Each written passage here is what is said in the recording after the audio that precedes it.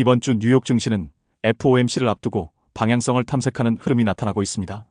FOMC가 무엇인지, 시장에 어떤 영향을 미치는지 살펴보겠습니다. 일부 FOMC란 무엇이며 왜 시장이 민감하게 반응하는가? FOMC는 미국 기준금리를 결정하는 회의입니다. 미국 금리는 달러 자금의 가격이기 때문에 변동이 생기면 주식, 채권, 부동산, 환율, 원자재 등 글로벌 금융자산 전체에 영향을 줍니다. FOMC에서 투자자들이 특히 중점적으로 보는 요소는 다음 세 가지입니다. 첫째, 기준금리 결정. 이번 회의는 시장에서 사실상 동결로 예상하고 있습니다. 그러나 금리 자체보다 더 중요한 것은 이후 정책 경로입니다. 둘째, 점도표. 연준 위원들이 앞으로 금리를 어떻게 전망하는지 나타낸 자료입니다.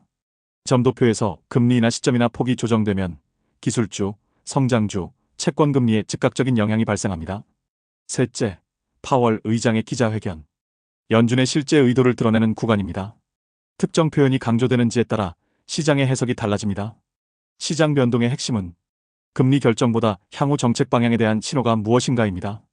2부 FOMC 직전 뉴욕 증시의 현재 흐름.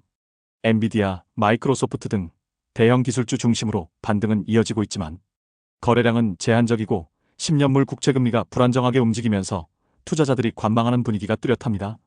현재 시장에서는 금리 동결 가능성을 매우 높게 보고 있고 연준이 금리 인하 가능성을 얼마나 열어둘 것인지가 핵심 포인트입니다.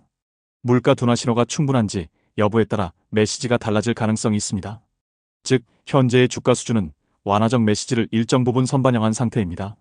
3부 이번 FOMC에서 반드시 체크해야 할 핵심 포인트 3가지.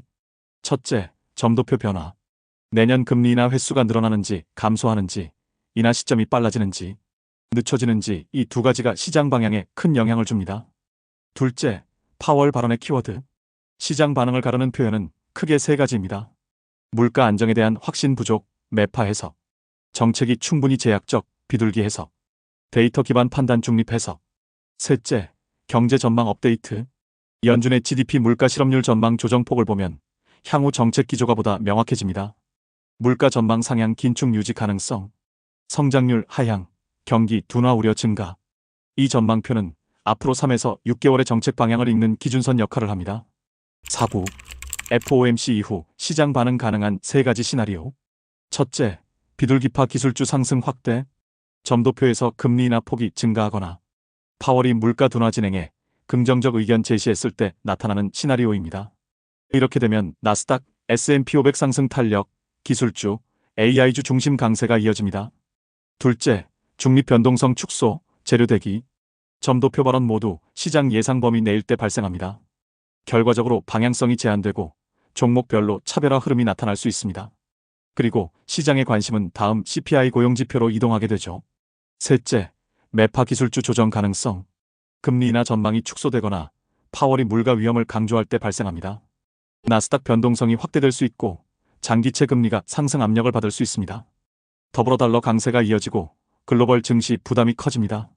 5부 투자자가 지금 정리해야 할 핵심 요약. 시장을 움직이는 것은 금리 자체보다 정책 방향 신호입니다. 기술주는 이미 일정 부분 완화 기대를 반영한 상태입니다. 점도표 변화폭과 파월의 표현 방식이 이번 회의의 핵심 변수가 됩니다. 단기 변동성은 피할 수 없지만 방향성 과도 판단보다 시나리오별 대응 전략이 더 중요합니다. 오늘은 FOMC를 앞둔 뉴욕 증시의 핵심 포인트를 간결하게 정리했습니다. 더 보고 싶은 주제가 있다면 댓글로 알려주세요. 시청해주셔서 감사합니다.